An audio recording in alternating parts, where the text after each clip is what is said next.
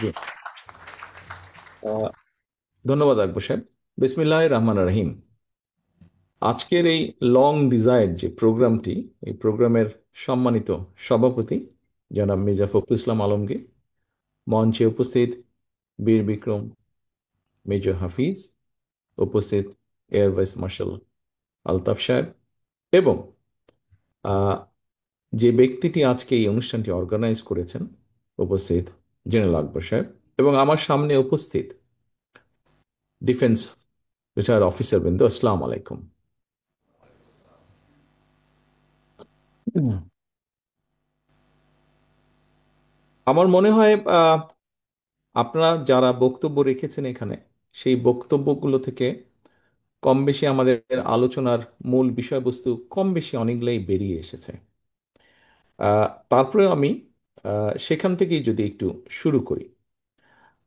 আমি প্রথমেই আমার মনে হয় একটা বিষয় বোধহয় পরিষ্কার করা ভালো। আহ, একটু আগে আহ, মহাসচিব সাহেব ওনার বক্তব্যে একটি বলেছেন যে আম্মা অসুস্থ হওয়ার আগে সর্বশেষ যেই অনুষ্ঠানটিতে উনি গিয়েছিলেন 21 তারিখে, আহ, সেখান থেকে আসার পরে উনি অসুস্থ হয়েছেন। আর্মিডিতে যে উনি গিয়েছিলেন, অসুস্থ হয়েছেন, সেটা হচ্ছে আহ, ভিন্ন প্রেক্ষাপট। কিন্তু উনি যে অনুষ্ঠানটি গিয়েছিলেন যাবার আগেও কিন্তু উনি একটু অসুস্থ ছিলেন। ওনাকে ডাক্তাররা কয়েকবার বলেছিলেন যে ম্যাডাম, মনে হয় না গেলে বোধহয় ভালো হয়। কিন্তু ওই অসুস্থ শরীরেও উনি ওনার মনের সর্বোচ্চ শক্তি, ওনার এই অসুস্থ শরীরের সর্বোচ্চ শক্তিকে এক করে ওই অনুষ্ঠানটিতে উনি গিয়েছিলেন। এবং উনি যখন অনুষ্ঠান থেকে ফিরে আসেন, তারপরে আমাদের সাথে কথা হয়েছিল। ওনার সাথে আমার ছোট ভাইয়ের স্ত্রী, সেও অনুষ্ঠানটিতে ছিল, আম্মার সাথে গিয়েছিলেন।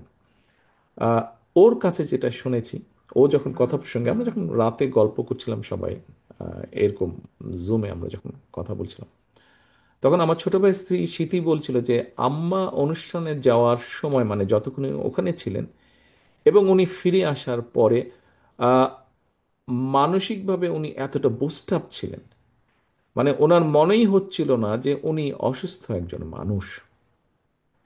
সো এই কথাটা দিয়ে আমার মনে হয় আর বোধহয় বুঝতে কারো বাকি থাকে না যে আপনাদের সাথে, আপনি সার্ভিসে অথবা রিটায়ার যে অবস্থায় থাকুন, আপনাদের সাথে জিয়া ফ্যামিলির বোধহয় সম্পর্কটা কি। আমি এই পুরো বিষয়টা, এই ছোট্ট ঘটনা দিয়ে বিষয়টি বোঝানোর আপনাদের সামনে চেষ্টা করলাম, তুলে ধরলাম।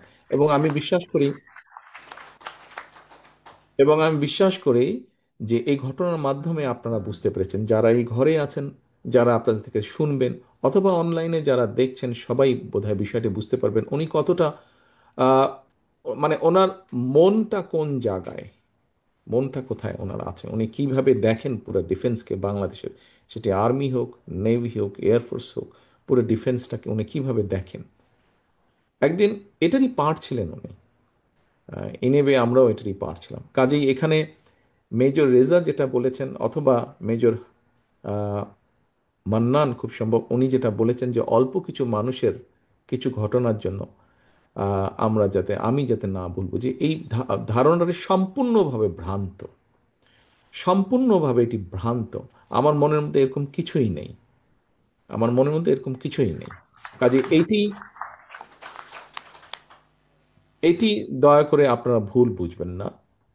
আহ, শামসুজ্জামান সাহেব, লেফটেন্যান্ট কর্নেল শামসুজ্জামান সাহেব একটি কথা বলেছেন যে বিগত স্বৈরাচারের সময় যে রিক্রুটমেন্টগুলো হয়েছিল, সেখানে একটা বিএনপি, শহীদ জিয়া, খালেদা জিয়া সম্পর্কে নেগেটিভ পারসেপশন বা ন্যারেটিভ দেওয়ার চেষ্টা করা হয়েছিল। মেজর রেজা বা মেজর মান্নান যেটা বলেছেন, যে ভ্রান্ত ধারণা সামান্য কিছু মানুষের, যে এরকমই একটা ধারণা স্বৈরাচার তৈরি করেছিল একটা দূরত্ব তৈরি করার জন্য। কাজে এটি আমাদের কনসেপ্ট না, আমাদের ধারণা, এটি সম্পূর্ণভাবে তাদের ছিল। আমার মনে হয় এই বিষয়টি বোধহয় আজকের পরে ক্লিয়ার হয়ে গেছে। আমি আমার পার্সোনাল একটি, আমাদের ব্যক্তিগত পারিবারিক একটি ঘটনা আপনাদের সাথে, আপনাদের সামনে তুলে ধরেছি। আমার মনে হয় এটার মাধ্যমে বোধহয় পুরো বিষয়টি ক্লিয়ার হয়ে গেছে। এটি গেল একটি। আসুন এবার আহ, এখানে কয়েকজন বক্তা তাদের বক্তব্যে আহ, রাজনীতির বিষয় বলেছেন। আপনারা কেউ কেউ সম্পৃক্ত আছেন অনেক দিন ধরে, কেউ কেউ সম্পৃক্ত হতে চাইছেন। আমার মনে হয় এই বিষয়ে বোধহয় আমাদের মেজর হাফিজ সাহেব, বীর বিক্রম হাফিজ সাহেব, উনি ওনার অভিজ্ঞতা বর্ণনা করেছেন। কাজে মনে হয় বিষয়টা বোধহয় অনেকটাই অনেকের কাছে পরিষ্কার হয়ে গেছে। এই বিষয়টা আমরা বরঞ্চ আলোচনা আর করার প্রয়োজন নেই আমি মনে করি। এটা সময়ই বলে দিবে আসলে, এটা সময়ই বলে দিবে। এবং আপনারাও যারা করতে চাইছেন রাজনীতি, সেটা আপনারা ধীরে ধীরে অবশ্যই করবেন, কেন করবেন না, অবশ্যই যোগ্যতা ভিত্তিতে। তবে আমার কাছে মনে হয় যে আমরা যদি আহ, মেজর হায়দারের কথাটি ধরি, যে হয়তো সবাই সবকিছুর জন্য ফিট ইন না, সবাই পার্টি পলিটিক্সে নাও ফিট ইন হতে পারে, এটা স্বাভাবিক, স্বাভাবিকতা মানতে হবে। কিন্তু আপনার অন্য কোয়ালিটি অবশ্যই আছে। এখানে যারা সিনিয়র্স আছেন তারা জানবেন, দেখেছেনও। মেজর হাফিজ সাহেব আছেন, উনি দেখেছেন, সেই সময় আরো কয়েকজন আছেন দেখেছেন, যে আব্বার কাঁধে যখন দেশের দায়িত্বভার এসে পড়ল, তারপরে কিন্তু সেই সময়ও কিন্তু তখন যখন পরিবর্তনটা হলো, যে গভর্নমেন্ট ফল করলো, তখন পরিবর্তনটা হলো, তখনও কিন্তু আমরা দেখেছি অ্যাডমিনিস্ট্রেশন সহ বিভিন্ন জায়গায় কিন্তু সব সিস্টেম কোলাপস করে গিয়েছিল। ঠিক গত 15-16 বছরে যেই স্বৈরাচারের বিরুদ্ধে রিটায়ার্ড হোক, সার্ভিং হোক, সব জায়গায় সাধারণ মানুষ সহ সবাই যে আন্দোলন করেছে, এবং যেই স্বৈরাচারের পতন হয়েছে, এই গত 15-16-17 বছরে আপনারা অনেকে বক্তব্য যারা রেখেছেন, তাদের মধ্যে থেকে হয়েছে আমাদের ডিফেন্স, আর্মি, নেভি, এয়ারফোর্স, যেটাই হোক না কেন, এগুলোকে পলিটিসাইজ করা হয়েছে। এগুলো যেরকম পলিটিসাইজ হয়েছে, এর বাইরে যেই ইনস্টিটিউশনগুলো আছে গভর্নমেন্টের, কম বেশি সবগুলোকেই কিন্তু সিস্টেমেটিক্যালি ধ্বংস করে দেওয়া হয়েছে। সম্মানিত উপস্থিতিবৃন্দ, আমাদের সকলকে সামনের দিনে গণতন্ত্রকে স্টাবলিশ করতে হবে, যে কোনো মূল্যে স্টাবলিশ করতে হবে। বিকজ গণতন্ত্র স্টাবলিশ করতে পারলে কিন্তু অ্যাকাউন্টেবিলিটি বা জবাবদিহিতা হবে। গত 16-17 বছরে যেই কাজগুলো হয়েছে, যে ইনস্টিটিউশনগুলো ধ্বংস করা হয়েছে, তার অন্যতম মূল কারণ ছিল যে জবাবদিহিতা ছিল না। দেশে কোনো জায়গায় কোনো জবাবদিহিতা ছিল না, এটা আমরা সকলে ভালো করে জানি। যতক্ষণ জবাবদিহিতা তৈরি না হবে, ততক্ষণ দেশে কোনো প্রতিষ্ঠান গড়ে ওঠা সম্ভব না। দেশে মানুষের ইচ্ছা আকাঙ্ক্ষার প্রতিফলন ঘটবে না যতক্ষণ জবাবদিহিতা না হবে। কাজে আমাদেরকে যে কোনো মূল্যে জবাবদিহিতা পরিস্থিতি, ব্যবস্থা, অর্থাৎ গণতন্ত্র অবস্থা ফিরিয়ে আনতে হবে যে কোনো মূল্যে আমাদেরকে। এবং তার পরবর্তীতে যেটা হবে, আমাদেরকে এই প্রতিষ্ঠানগুলোকে আস্তে আস্তে গড়ে তুলতে হবে আবার, যতটুকু দ্রুততা সম্ভব দ্রুততার সাথে আমাদেরকে ধীরে ধীরে গড়ে তুলতে হবে। কারণ এই প্রতিষ্ঠানগুলো যদি টিকে না থাকতে পারে, ডিফেন্স যেমন আছে, ওদিকে সিভিল ব্যুরোক্রেসি আছে, পুলিশ আছে, ইলেকশন কমিশন আছে, প্রত্যেকটা সিস্টেমকে তারা ধ্বংস করে দিয়েছিল। এগুলোকে আমাদের সবগুলোকে গড়ে তুলতে হবে। দেশের সিকিউরিটি সিস্টেম থেকে শুরু করে, সাইবার সিস্টেম থেকে শুরু করে, বিভিন্ন জায়গায় বিভিন্ন রকম রিস্কের মধ্যে আছে। আমি সেই ডিটেল ডিসকাশনে এখন যাচ্ছি না, আপনাদের অনেকেরই কম বেশি ধারণা আছে। ইভেন আমাদের যে পুরো সাইবার সিস্টেম যেটা আছে, সেটা কতটুকু থ্রেটের সামনে আছে এখন বিভিন্নভাবে। আমি ডিটেল ওপেন, যেহেতু পুরো বিষয়টা আমি ওপেন ডিসকাশনে গেলাম না। কাজেই আপনাদের মধ্যে এরকম অনেক মানুষ আছেন যাদের সেই কোয়ালিটিগুলো আছে, বা যাদের সেই ট্রেনিংগুলো আছে, যারা দেশে বিদেশে বিভিন্ন জায়গায় এই বিষয়গুলোর উপরে কাজ করেছেন। কাজেই সবসময় যে আপনি দেশকে যদি সার্ভিস দিতে চান, ব্যাপারটা হচ্ছে, আসুন এখন ব্যক্তির থেকে আমরা বলি দল বড়, দলের থেকে দেশ বড়। কাজেই দলকে সার্ভিস আপনি দিতে চাচ্ছেন, কিন্তু আপনার মধ্যে যদি কোয়ালিটি থেকে দেশকে সার্ভিস দেবার, তাহলে কেন আপনি সেটাকে প্রিফার করবেন না? আমি তো মনে করি দেশকে সার্ভিস দেওয়াটা আরো অনেক বড় ব্যাপার। আমরা চাই আপনাদের মধ্যে, আমি ব্যক্তিগতভাবে চাই, ভবিষ্যতে ইনশাল্লাহ আল্লাহর রহমতে বাংলাদেশের মানুষের সমর্থনে বিএনপি সরকার গঠন করতে সক্ষম হলে, আপনাদের মধ্যে যারা কোয়ালিফাইড, এই মানুষগুলোকে আমরা এরকম দেশকে যাতে আপনারা সার্ভিস দিতে পারেন, শুধু দল নয়, আরো বড় পরিসরে দেশকে যাতে সার্ভিস দিতে পারেন, আমরা সেই মানুষগুলোকে খুঁজে বের করবো এবং তাদেরকে আমরা সেই দায়িত্ব দেব, যাতে আপনি গর্ব করে আপনার জেনারেশনকে, নেক্সট জেনারেশনকে বলতে পারেন যে ইয়েস, আমি দেশকে সার্ভিস দিয়েছি, আমি এই ধ্বংসপ্রাপ্ত একটা প্রতিষ্ঠানকে ধীরে ধীরে আমরা গড়ে তুলেছি। এরকম গর্ব যাতে আপনি করতে পারেন, আপনার ভবিষ্যৎ বংশধর, তাদের পরবর্তী বংশধরের কাছে যাতে আপনাকে নিয়ে গর্ব করতে পারে। আমি এখানে মেজর জোহা উনি কতগুলো বিষয় আলোচনা করেছেন। আমরা একটু পরে, কিছুক্ষণ পরে আমরা আপনাদের কাছে কতগুলো ফোল্ডার দিব। মেজর জোহা ওনার বক্তব্যে বেশ কতগুলো বেসিক বিষয় উনি তুলে এনেছেন। কিন্তু উনি প্রাইমারি এডুকেশনের কথা বলেছেন, উনি উইমেন এম্পাওয়ারমেন্টের কথা বলেছেন। এর বাইরেও উনি বলেছেন যে আমাদের এডুকেশন সেক্টরের কথা, বিশেষ করে আমাদের যে ভবিষ্যৎ প্রজন্ম, তাদের কথা উনি বলেছেন, তাদের শিক্ষার কথা বলেছেন, কালচারের কথা বলেছেন, গেমসের কথা বলেছেন। আমি আপনাদের কাছে, নিশ্চয়ই আপনারা গত দুদিন ধরে পত্র পত্রিকা সহ নিউজ মিডিয়াতে নিশ্চয়ই খেয়াল করেছেন, আপনারা দেখেছেন, পড়েছেন যে গত দুদিন ধরে আমরা কিন্তু একটি প্রোগ্রাম করছি। এই প্রোগ্রামটা আজকে থার্ড ডে হয়েছে। গত দুদিন ছিল আমাদের স্টুডেন্ট ফ্রন্টদেরকে নিয়ে সারা দেশে, আজকে হয়েছে আমাদের অন্য দুটি অর্গানকে নিয়ে। সেখানে আমরা কি করছি আপনাদের সকলেরই মনে আছে, যেহেতু কম বেশি আপনারা, সবাই না হলে অনেকেই আপনারা বিএনপি রাজনীতির সাথে জড়িত। আপনাদের মনে আছে যে প্রায় 2.5 থেকে 3 বছর আগে আমরা 31 দফা নামে 31টা দফা জনগণের সামনে, দেশের সামনে উপস্থাপন করেছিলাম। 31টা দফার মধ্যে অনেক কিছু আছে, কনস্টিটিউশনাল ব্যাপার আছে, 31টা দফার মধ্যে ইকোনমিক ব্যবস্থা আছে, এডুকেশন আছে, উইমেন এম্পাওয়ারমেন্ট আছে, অনেক বিষয় আছে, লিগ্যাল ম্যাটার্স আছে। আমার কাছে একজন পলিটিক্যাল অ্যাক্টিভিস্ট হিসাবে মনে হয়েছে ওই বিষয়গুলো তো আছেই, কিন্তু সরাসরি জোহা সাহেব যেটা ওনার বক্তব্যে বলেছেন, সরাসরি মানুষকে রিলেট করে, অর্থাৎ কোনো একটা পলিসি যদি আপনি নেন অ্যাজ এ গভর্নমেন্ট, সেই পলিসিটা যদি যে কোনো মানুষ, একজন প্রাইমারি স্কুলের টিচার হতে পারে, একজন গ্রামের কৃষকের ওয়াইফ হতে পারে, অথবা কৃষক নিজে হতে পারে, একজন প্রাইমারি বা সেকেন্ডারি বা ইন্টারমিডিয়েট লেভেলের স্টুডেন্ট হতে পারে, একজন ছোট ব্যবসায়ী হতে পারে, যে কোনো ব্যবসায়ী হতে পারে। আপনি কোনো একটা পলিসি নিলে যদি তার লাইফটা একটু হলেও বেটার হয়, সেই বিষয়গুলো কি কি, সেরকম কি বিষয়, এরকম কতগুলো কোর সাবজেক্টকে আমরা চুজ করে বের করে নিয়ে এসেছি আমাদের 31 দফা থেকে। এবং সেই বিষয়গুলো আমরা গত কয়েকদিন ধরে, গত 3 দিন ধরে আমরা আমাদের যারা পার্টি স্ট্রাকচারের মধ্যে আছেন এরকম লিডারশিপকে আমরা দিচ্ছি, যাতে এইগুলো নিয়ে তারা চলে যেতে পারেন। এখন এখানে জোহা সাহেবের কয়েকটা পয়েন্টের মধ্যে আমি দুই তিনটা একটু ডিসকাস করব আপনাদের সামনে। আহ, যেমন উনি বলেছেন যে নারীদের ক্ষেত্রে, নারীদের সিকিউরিটির ক্ষেত্রে বলেছেন, এম্পাওয়ারমেন্টের কথা বলেছেন। আপনারা নিশ্চয়ই বাই নাও জানেন যে আমি যেটা বললাম গত 3 দিনে আপনারা খবরে পড়েছেন, এর মধ্যেও শুনেছেন, আমরা আমরা ফ্যামিলি কার্ড নামে একটা কার্ড আমরা ইন্ট্রোডিউস করতে চাচ্ছি। এটা আমরা গভর্নমেন্ট বা স্টেটের পক্ষ থেকে দিব। আপনারা জিজ্ঞেস করতে পারেন যে কাকে দিব আমরা। হ্যাঁ, প্রথমে অবশ্যই আমরা যারা ডিপ্রাইভ, যারা ডিজার্ভ করে মোর, গ্রামের অসহায় মানুষ, অসহায় পরিবার যেগুলা, এদেরকে আমরা দেব। এদের মধ্যে কাদেরকে দিব? এই ফ্যামিলি কার্ডটা আমরা শুধু দিব মহিলাদেরকে। আমরা এর মধ্যে হিসাব করে বের করেছি যে বাংলাদেশে প্রায় 4 কোটি ফ্যামিলি আছে। অ্যাজ এ ফ্যামিলি হিসাবে যদি ধরি, এটা গভর্নমেন্টের একটা রুল আছে ইন্টারন্যাশনালি, যেটা ধরে 5 জনের একটা ফ্যামিলি মেম্বার মিলে একটা ফ্যামিলি ধর করে। আমরা অনেক যদি এভাবে ধরি, 4 কোটির মতন ফ্যামিলি আছে। আমরা গ্র্যাজুয়ালি শুরু করব, প্রথম এইম থাকবে 50 লক্ষ, এইভাবে যাব। কাদেরকে দিব? আমরা শুধু মহিলাদেরকে দিব। এটার মধ্যে কিছু ফ্যাসিলিটিস আছে। গভর্নমেন্টের রুল অনুযায়ী গভর্নমেন্ট সবসময় পাইলট প্রজেক্ট করে।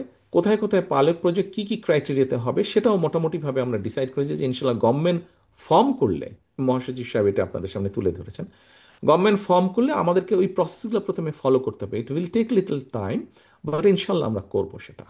কিভাবে করব, বাজেট কিভাবে আসবে, এগুলো সবই আমরা কম বেশি ওয়ার্কআউট করেছি আমরা এগুলোর উপরে। অনেকে বলতে পারেন আপনারা এত ল্যাভিশ প্রজেক্ট কিভাবে করবেন, বাট বাজেট কিভাবে করব সেটা we have worked on that. আমরা এটা কেন দেব? খুব সিম্পলে আমি আসি। দেখুন, আমরা ওখানে বলেছি আমরা কিছু কিছু প্রোডাক্ট দিব। পাইলট প্রজেক্টের মধ্যে 2 ভাগ থাকবে। একটা ভাগে আমরা তাদেরকে 2 থেকে 2.5 হাজার টাকা ক্যাশ দেবো প্রতি মাসে। আরেকটা পার্টে, পাইলট প্রজেক্টের মধ্যে আরেকটা পার্টে আমরা দেখব যে তাদেরকে এসেনশিয়াল কতগুলো ফুড প্রোডাক্ট দেবো আমরা। খুব এসেনশিয়াল ফুড প্রোডাক্ট তাদেরকে আমরা দিব। পাইলট প্রজেক্টে যেটা নিয়ম আছে গভর্নমেন্টের, সেই হিসেবে আমরা 3 থেকে 6 মাস দেখবো যে কোনটার রেজাল্ট কেমন পাওয়া যাচ্ছে। কারণটা কি? কারণটা হচ্ছে, খুব সংক্ষেপে যদি বলি, গ্রামের যে একজন মহিলা, একজন হাউস ওয়াইফ, তার ছেলে মেয়ে পড়ালেখা করছে, তার স্বামী কোনো না কোনো একটা জব করছে, সে সংসারটা আগলে রাখছে, সে ফ্যামিলিকে দেখাশোনা করছে। কিন্তু এন্ড অফ দ্য মান্থ যদি তার হাতে যদি একটা মিনিমাম ক্যাশ থাকে, প্রথমত কার্ডটা পাওয়ার সাথে সাথে কিন্তু সে আপলিফট হবে, কিন্তু সোশ্যালি বলেন, শ্বশুর বাড়ির কাছে বলেন, নিজের ফ্যামিলির কাছে, যে গভর্নমেন্ট তাকে রিকগনাইজ করেছে। এই কার্ডটা কিন্তু যেমন ডিপ্রাইভ যারা আছে, আন্ডার প্রিভিলেজ হোক, লেস প্রিভিলেজ হোক, এরকম ফ্যামিলি থেকে পেতে পেতে এখানে আপনারা যারা আছেন, আপনাদের সকলের ওয়াইফরাও পাবেন, আমার ওয়াইফরাও পাবেন, সকলেই পাবেন। কিন্তু ডেফিনেটলি আমাদের সেটা প্রয়োজন নেই, সেই স্টেটের হেল্পটা প্রয়োজন নেই, আমরা ডেফিনেটলি সেটা ড্র করব না। এইটুকু অনেস্ট আমরা কমে, কিন্তু এটা আমরা জেনারেল করেছি। কেন জেনারেল করেছি? খেয়াল করে দেখবেন যে এই ধরনের প্রিভিলেজ যেগুলো দেওয়া হয়, বিভিন্ন রকম ইন্টারফেরেন্স হয়। কাদের জন্য কি জন্য হয় অত ডিটেলে যাচ্ছি না। তাতে হয় কি, অনেকে যারা ডিজার্ভ করে তারা পায় না, একই পরিবারের কয়েকজন পেয়ে যাচ্ছে, এরকম কারাপশন হয়। কারাপশনটা যাতে কম হয়, হবে না আমরা বলছি না, কম হয় সেজন্য আমরা এটাকে জেনারেলাইজ করে দিচ্ছি। দেশের প্রেসিডেন্টের ওয়াইফও পাবে। এই দেশে রয়্যাল ফ্যামিলি ছাড়া এই দেশে একটি প্রিভিলেজ দেয়, সেটা হচ্ছে চাইল্ড বেনিফিট দেয় ইউকেতে। এই চাইল্ড বেনিফিট দেশের প্রাইম মিনিস্টারও ড্র করতে পারে যদি তার 12 বছরের বাচ্চা থাকে। একজন ট্যাক্সি ড্রাইভার যেরকম ড্র করতে পারবে, দেশের প্রাইম মিনিস্টার পারবে। সেই জন্য ফ্যামিলি কার্ডটা আমরা ওরকম জেনারেল আছে।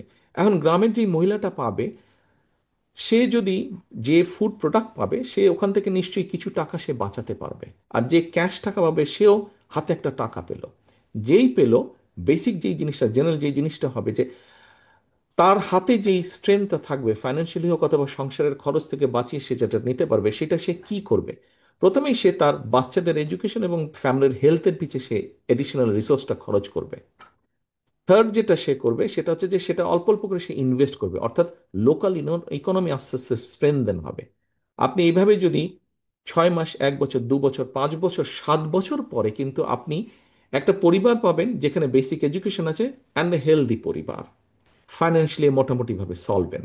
আপনি এইভাবে 1,000, 5,000, 10,000, 10 লাখ, 20 লাখ, 50 লাখ, 1.5 কোটি, 2 কোটি পরিবারকে যদি আপনি এইভাবে নিয়ে আসতে পারেন, তাহলে আপনি ওভারঅল পিকচারটা চিন্তা করেন, দেশের ইকোনমি এবং দেশের আপনার স্ট্রেংথ, ইকোনমিক স্ট্রেংথ এবং এম্পাওয়ার্ড ফ্যামিলির সংখ্যা কত বেশি হচ্ছে। আপনি হেলদি পরিবার পাচ্ছেন, educated with a basic education background পরিবার পাচ্ছেন। মেইন জিস্ট হচ্ছে, এটার মধ্যে আরো লম্বা অনেক কিছু আছে, মেইন কারণ হচ্ছে এইটা। এরপরে আসেন, জোয়া সাহেব বলেছেন যে স্বাভাবিকভাবে যখন এম্পাওয়ার্ড হবে, কনফিডেন্স যখন বাড়বে, তাদের উপরে অত্যাচার নির্যাতন যেটা হচ্ছে সেটার জবাব সে নিজেই তখন দিতে সক্ষম হবে। সেটার জবাব তখন সে নিজেই দিতে সক্ষম হবে, যেহেতু এডুকেশনের রেটও বাড়বে। এডুকেশনের বিষয়টা গত বিএনপির সময়, খালেদা জিয়ার সরকারের সময় ওনারা কিন্তু করে এসেছেন। যে এডুকেশন, আমি সকালবেলায় বক্তব্যে বলছিলাম অনুষ্ঠানে, যে নেপোলিয়ন বলেছিলেন, আমাকে একজন শিক্ষিত মা দাও, আমি একটি শিক্ষিত জাতি দিব। প্রিয় উপস্থিতিবৃন্দ, শিক্ষিত মা তৈরির পরিকল্পনা আমরা করে এসেছি, সেটি বাস্তবায়ন হচ্ছে। এখন শিক্ষিত মা এবং একজন অর্থনৈতিকভাবে স্বাবলম্বী মা গড়ার কাজে আমরা হাত দিতে চাই। আমরা মনে করি ইনশাল্লাহ আমরা সেটিতে সাকসেসফুল হব। এরপরে আসুন, আমি খুব সংক্ষেপে নিয়ে আসি, আমাদের প্রায় 2 ঘন্টার উপরে হচ্ছে এই মিটিং। এরপরে জোহা সাহেব আরেকটি খুব ইম্পর্টেন্ট কথা বলেছেন, সেটা হচ্ছে এডুকেশন। আমরা মনে করি আজকে কারাপশন মানে দুর্নীতি বিরোধী দিবস, ইউএন এর আজকে। আপনাদের যেই ফোল্ডার হবে ওখানে কিন্তু আমরা একটা ইন্ডেক্স, একটা লিফলেট দিয়েছি। সেই লিফলেটে দেখবেন একদম ফ্যাক্টস অ্যান্ড ফিগার দিয়ে, এটা আমাদের রিসার্চের রেজাল্ট না, এটা একটা ইন্ডিপেন্ডেন্ট অর্গানাইজেশন, তাদের রিসার্চের, এটা রিসার্চের রেজাল্ট। সেটি হচ্ছে 2001 সাল থেকে যখন বিএনপি আসলো, তারপর থেকে 2006 সাল পর্যন্ত কারাপশনের ইন্ডেক্সে বিএনপি ডেভেলপ করেছে, অর্থাৎ কারাপশন কমেছে এবং বাংলাদেশের মার্ক বেড়েছে। এবং 2001 সালে যখন বিএনপি নেয়, তখন তাদের যেই প্রসেসে তারা কারাপশন ইন্ডেক্সটা তৈরি করতো, সেই প্রসেসে 0.4 পেয়েছিল বিএনপি, এই সরি, বাংলাদেশ পেয়েছিল 0.4 সেই সময়। 0.4 মানে সবচেয়ে লোয়েস্ট গ্রেড পেয়েছিল। বিএনপি যখন ক্ষমতা হ্যান্ডওভার করে কেয়ারটেকার কাছে 2006 সালে, তখন সবচেয়ে দুর্নীতির তকমা থেকে বেরিয়ে এসেছিল, তখন 2.0-তে চলে এসেছিল, অর্থাৎ 0.4 থেকে 2.0-তে চলে এসেছিল। ফ্যাক্টস অ্যান্ড ফিগার সব গ্রাফ আপনাদেরকে আমরা দিচ্ছি, আপনারা এটা দেখতে পাবেন, সবকিছু সেখানে আছে। কাজেই এই কথাটা আমি এই জন্য বললাম যে আমরা মনে করি যে যেটা এসছে, যে বাচ্চাদের ক্ষেত্রে আমরা মনে করি যে কারাপশনকে যদি একদম ইরিডিকেট করতে নাও পারি আমরা, কিন্তু একটা জায়গায় একটা একটা এমন একটা জায়গায় নিয়ে আসতে পারি যেখানে বলতে পারবো না যে না মোটামুটিভাবে আমরা কারাপশন ফ্রি একটা কান্ট্রি। সময় লাগবে অনেক, কিন্তু এটা আমাদেরকে শুরু করতে হবে একদম প্রাইমারি লেভেল থেকে। এখন এই প্রাইমারি লেভেল থেকে যদি শুরু করতে, অর্থাৎ প্রাইমারি স্কুল থেকে শুরু করতে হবে, প্রাইমারি স্কুল থেকে যদি শুরু করতে, অবশ্যই we have to have good teachers. Normally আমাদের দেশে একটা পারসেপশন বা কনসেপ্ট বা একটা প্র্যাকটিস হচ্ছে যে নর্মালি MA BA মাস্টার্স পাশ করে যেই ছেলেটা চাকরি পাচ্ছে না সে চলে যায় প্রাইমারি স্কুলের টিচার হয়। আমরা এই জিনিসটাকে চেঞ্জ করতে চাচ্ছি, ভালো ব্রিলিয়েন্ট স্টুডেন্টটাকে আমরা প্রাইমারি স্কুলে আনতে চাচ্ছি। এখন যারা অলরেডি হয়ে গেছে তাদেরকে তো আমরা আর ফেলে দিতে পারবো না, বাদ দিতে পারবো না, তাতে আরেকটা সমস্যা বাড়বে।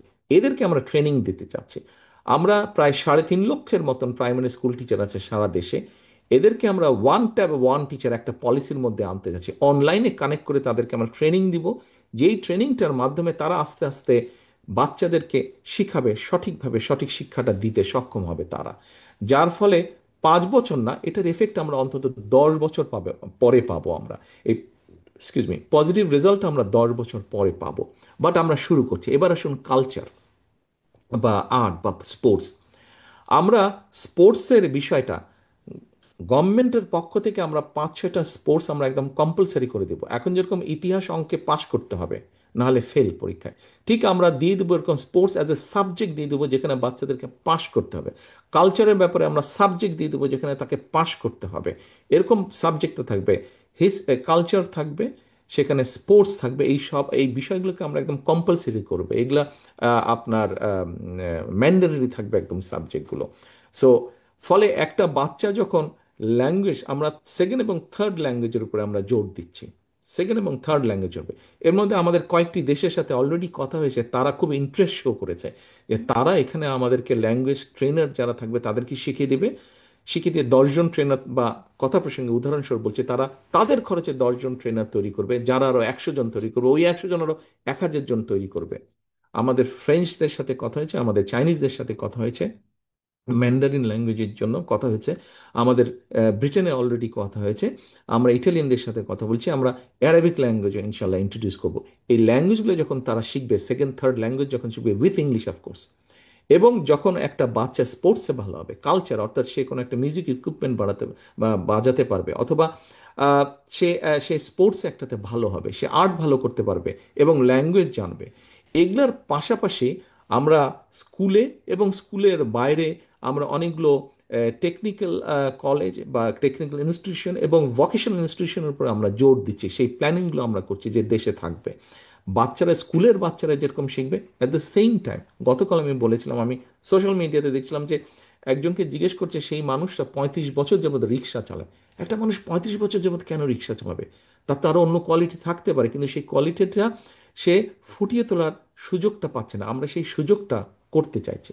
আপনাদের সামনে আমি লম্বা করব না বক্তব্য, অনেকে একটু অস্থির হয়ে গেছেন, উঠতে চাইছেন মনে হচ্ছে।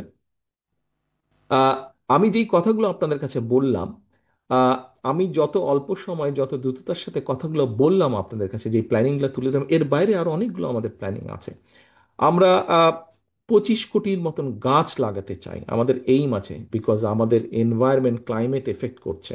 আমরা গাছ লাগাতে চাই। এই গাছ, এখন 25 কোটি গাছ, আপনি বলতে পারেন যে 25 কোটি গাছ লাগানো কি বছরে 4 থেকে 5 কোটি গাছ যদি আমরা লাগাই, কিভাবে এত চারা কোথা থেকে আসবে? সেই ক্যালকুলেশন আমরা করেছি, সেই গাছ কোথায় কোন গাছ হবে, বিকজ টেকনাফে যেই গাছ হবে ডেফিনেটলি তেঁতুলিয়াতে সেই গাছ হবে, হয়তো অত ভালো হবে না। কাজে কোন জোনে কোন জোনিং করে কি গাছ হতে পারে সেটার একটা চার্ট অলরেডি আমরা তৈরি করেছি। এবং এই চারা আপনি 3 মাস টাইম, মনসুন সিজন আপনি গাছ লাগাতে পারবেন, বাকি 9 মাস তো আপনি গাছ লাগাতে পারবেন না। 9 মাস আপনাকে চারাগুলো তৈরি করতে হবে। কিভাবে কোথায় চারাগুলো তৈরি হবে সেই ওয়ার্কও আমরা প্ল্যান করেছি, সেটা আমরা সেটার উপরে ওয়ার্কআউট করেছি। আপনাদেরকে এই কথাগুলো বলার কারণ হচ্ছে আজকে যে আমরা কাজ করছি, এবং আপনাদের মতন কেপেবল লোক যারা আছেন, আপনাদের ভেতরে কেপেবল লোক যারা আছেন, আমাদের এই প্ল্যানিংগুলো যখন বাস্তবায়ন করব, আমাদের যেই অনুষ্ঠানটি হচ্ছে কৃষি ইনস্টিটিউটের গত 3 দিন যেটা হয়েছে, এবং আরো এই সপ্তাহ পুরোটা যেটা হবে আগামী রবিবার পর্যন্ত, আহ, আমরা অনুষ্ঠানটার নাম দিয়েছি দেশ গড়ার পরিকল্পনা। ইনশাল্লাহ বিএনপি আগামী নির্বাচনে বাংলাদেশের জনগণের সমর্থন নিয়ে সরকার গঠনে সক্ষম হলে পরে এই যে পরিকল্পনা, এগুলোকে তো আমাদের বাস্তবায়ন করতে হবে। যে ফ্যামিলি কার্ডের কথা বলেছি, কৃষি কার্ডের কথাটা আমি বলিনি, সময় লাগবে। আমরা একটা, আমার মনে হয় মহাশিব সাহেব আবার আপনাদের দেখাতে পারবেন, ওনার সামনে ফোল্ডারে আছে কৃষি কার্ড। কৃষকদের জন্য আমরা কি করব? একটা কৃষককে সারা জীবন আমরা সাপোর্ট দেবো তা বলছি না, কিন্তু একটা সার্টেন টাইম, 5-7 বছর যদি আমরা প্রান্তিক ক্ষুদ্র মাঝারি কৃষকদেরকে একটা সাপোর্ট দিতে পারি, তাহলে কিন্তু তারা আস্তে আস্তে দাঁড়িয়ে যাবে, তাদের অর্থনৈতিক মেরুদণ্ডটা সোজা হবে। কাজেই সেটাও আমরা কিভাবে করব? দেশে কত প্রান্তিক কৃষক আছে, কত ক্ষুদ্র কৃষক, কত মাঝারি কৃষক, কি ক্যাটাগরির কি কৃষক আছে, সেটাও মোটামুটি অ্যাভেলেবেল যেই ডাটা আছে সেই ডাটার উপরে বেস করে আমরা সেটাও তৈরি করে ফেলেছি। আমরা আমরা একটা অ্যাপ তৈরি করেছি, যেই অ্যাপটার সাথে যেই কৃষকদেরকে আমরা এই কার্ডটা দিব, তাদেরকে আমরা ওই অ্যাপের সাথে কানেক্ট করব। যেমন ধরেন, যেমন আমার বাড়ি বগুড়া, আমার আহ, জন্মস্থান না, তবে আমার থানা হিসাবে বা উপজেলা হিসাবে যদি আমি বলি গাবতলী, গাবতলী এলাকার কৃষক আগামীকাল হয়তো আহ, সার দেবে কি দেবে না, সেটা ডিসাইড করতে হবে তাকে, যে আগামীকাল বৃষ্টি হবে কি হবে না। কারণ বৃষ্টি যদি হয়, সারটা ধুয়ে যাবে, ফার্টিলাইজার দেয় যদি। কাজে সে পার্টিকুলার গাবতলীতে আগামীকাল বৃষ্টি হবে কিনা, এই বিষয়টা আমরা ডেভেলপ করেছি। বাংলাদেশের একজন সায়েন্টিস্ট যিনি অস্ট্রেলিয়াতে আছেন, উনি এই অ্যাপটা অলরেডি ডেভেলপ করেছেন। কাজে আমরা এতটা ডিটেইল কাজ করেছি। এগ্রিকালচার নিয়ে আরও অনেকগুলো বিষয় আছে। যেহেতু এত বড় সময় হবে না আমাদের, আপনাদের শুধু বোঝার জন্য যান। কাজে এই জিনিসগুলোকে যদি আমাদের ইমপ্লিমেন্ট করতে হয়, শুধু আপনাদের ভেতরে নয়, সারা বাংলাদেশে যেখানে যেখানে যারা কেপেবল মানুষ আছেন, আমাদেরকে সেই মানুষগুলোকে এক করতে হবে, জড়ো করতে হবে। যে কোনো একজন বক্তা এখানে বলেছেন ওনার বক্তব্যে যে রাষ্ট্রপতি জিয়াউর রহমান সাহেব ওই সময় দেশ গঠনের জন্য বিভিন্ন জায়গা থেকে কেপেবল মানুষদেরকে নিয়ে আসছিলেন। ঠিক উপস্থিতিবৃন্দ, আমাদেরকে আগামী দিনে একই কাজ করতে হবে। কাজেই কারো হতাশ হবার কোনো কারণ নেই। আমাদের সামনে বহু কাজ, বহু কাজ, বহু কাজ আমাদের সামনে। আমাদেরকে সবাইকে প্রথমে একটা কাজ এখন করতে হবে। আপনারা এই ফোল্ডারটা একটু পরে পাবেন এবং আপনারা সাথে নিয়ে যাবেন, এবং আই এম ভেরি শিওর যে নিশ্চয়ই বাসায় গিয়ে আপনারা ফোল্ডারটা দেখবেন, ইন ডিটেল আপনারা পড়বেন যতটুকু ওখানে ডিটেল দেওয়া আছে।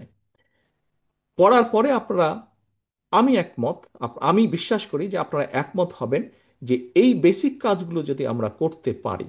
আমরা 20,000 কিলোমিটার প্রায় খাল খননের প্ল্যান নিয়েছি। কোথায় কোথায় কি খাল হবে কম বেশি তার প্ল্যানিংও আমরা করেছি। খাল, ক্যানেল, আমাদের আন্ডারগ্রাউন্ড ওয়াটার লেভেল নেমে যাচ্ছে। 20 কোটি মানুষ প্রতিদিন কম বেশি নিচে থেকে পানি টানছে। আপনি চিন্তা করতে পারেন কি ডিজাস্টার্স অবস্থা হবে। প্রতি প্রতি বছর কয়েক মিটার করে পানি নেমে যাচ্ছে, ডেঞ্জারাস একটা ব্যাপার। আগে আমার পরিষ্কার মনে আছে, ক্যান্টনমেন্টে যে বাসায় আমরা থাকতাম, 5-7 ফিট এইটিজের দিকে, আর্লি লেট এইটিজের দিকে 5-7 ফিট মাটি খুঁড়লেই পানি বেরিয়ে আসতো। এখন 100 ফিট এর বেশি, 200 ফিট গেলে অনেক সময় পানি পাওয়া যায় না। তাহলে কি ডেঞ্জারাস সিচুয়েশন। আমরা যদি আমাদের সারফেস ওয়াটারগুলোকে ধরে রাখতে না পারি, এবং সারফেস ওয়াটার ডেফিনেটলি লিক করে আস্তে আস্তে ওটাকে আবার রিচার্জ করবে যদি আমরা করতে পারি।